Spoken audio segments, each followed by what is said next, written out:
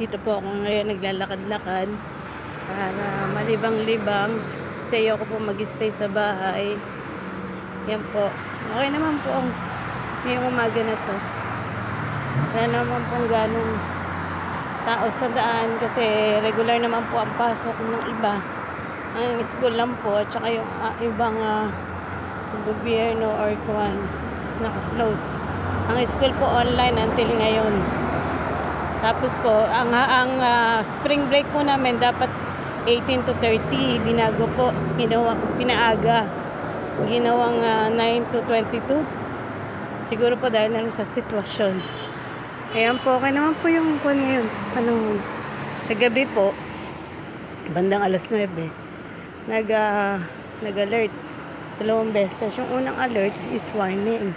Parang nagwa-warning. Tapos yung pangalawang alert, yung one lang po, yung parang pagpatuloy daw po yung activities na normal. Wala naman daw pong kwan dito. Wala naman daw pong ibang mas mangyayari or kwan. Doon, nung pangalawang alert na po, doon ako naging kalmado kasi syempre nakakatakot 2 alert. Kaya po lumabas ako ngayon para ma-relax. Po. Tambay muna po ako sa mall. May internet po kasi doon dito lang po muna ako. Ligtas naman po dito sa gawin na to. Ayan po.